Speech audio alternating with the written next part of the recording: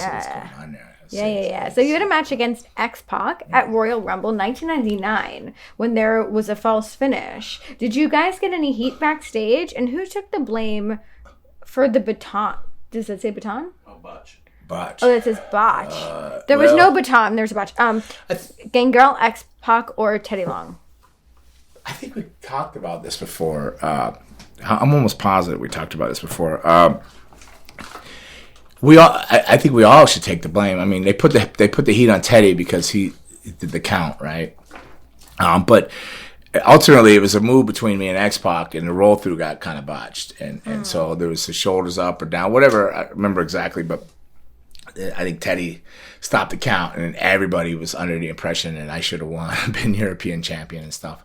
I've heard Bruce Pritchard talk about it, and I guess he put it on Teddy Long. He talked about how that took the air out of the arena in that match. It was like right before the Royal Rumble or something like that. So I think because I was in the Rumble and so was X-Pac later. So they kind of blame Teddy, but I don't. I blame. It's all three of us. There's three people in a match. You can't. He was put in a tough spot. Was he going to count 3 and then switch the title?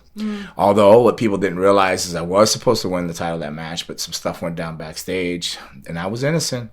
But I instead of going to court, I took the plea with Vince McMahon, and he was going to fine me, but I didn't get fined because I was actually innocent. They knew I was innocent. I was just caught up in a group of people that weren't.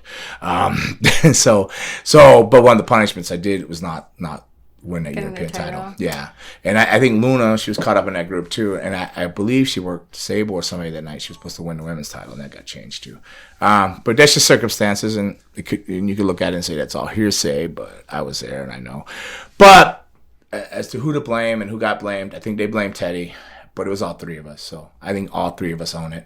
And maybe X-Pac's the most innocent out of it because it was probably me that didn't get the roll through clear enough. I gotta have to go back and look at it, but I'm pretty sure I know I felt horrible about it. So I'm thinking like maybe I was to blame more than anybody. But it's three of us because it's the count. It's a situation thing. It's unfortunate and it happened. Word. I mean, but isn't it interesting? Like, do you think that that's something that needs to keep being brought up? Even, I mean, it was one match of your thousands of matches in a career.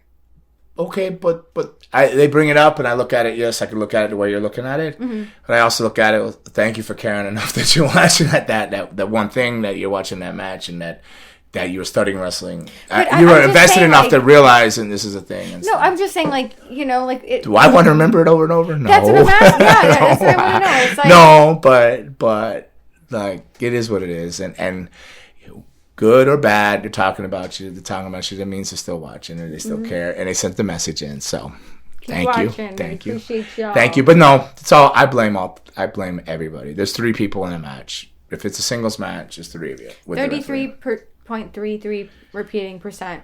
What are you doing, Steiner math now? Yeah. You have a 10%. Oh God, that's so funny.